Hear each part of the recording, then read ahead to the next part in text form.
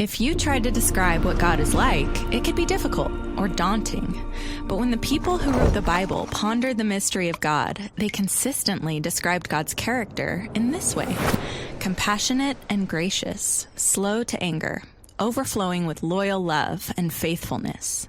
We're going to look at this last characteristic of God. It's the Hebrew word emet, which can be translated as faithfulness or even truth. It's related to another word you've probably heard before, amen, which is an untranslated Hebrew expression meaning that's truth. So, emet can mean truth, and it can refer to correct ideas or concepts. This is because emet has to do with stability and reliability, like when Moses holds up his hands for hours to defeat Israel's enemies, the Amalekites. His friends put a rock under him and support his hands so that his hands will remain emet, or steady.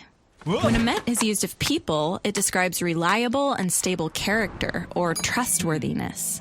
Like when Moses appoints leaders in Israel, they're to be people of emet, people who are trustworthy, who won't take bribes or distort justice.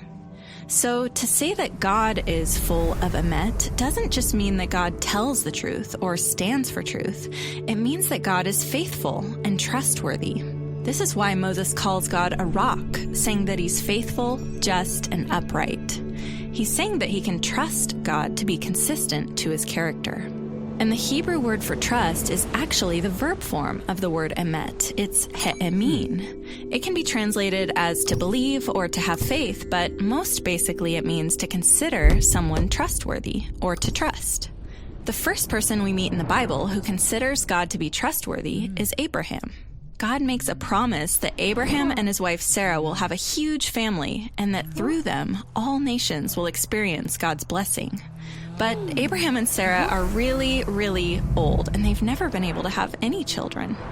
And yet, in the face of these challenges, Abraham he'emins God. He considers God trustworthy to open a way forward. And God does show emet to Abraham and Sarah.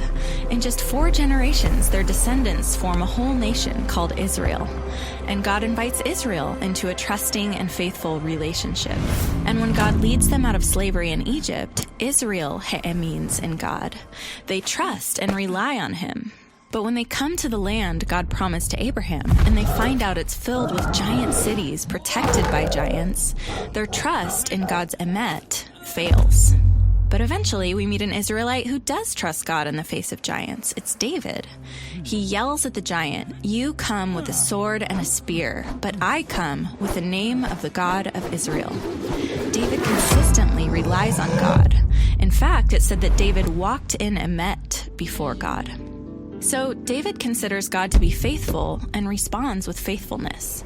This is why God promises to raise up a faithful descendant of David, whose kingdom will endure forever, or in Hebrew, have emet. This faithful king will become the source of trust and stability for others forever.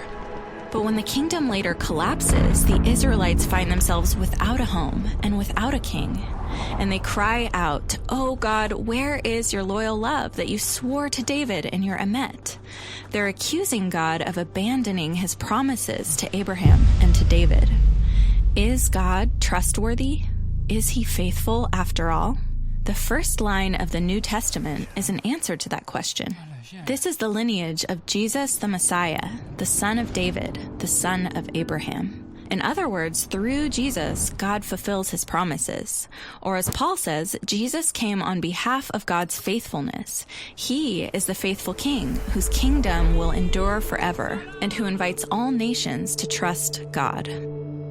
Now, trusting anyone is risky. It's hard to know if anyone is really full of emet.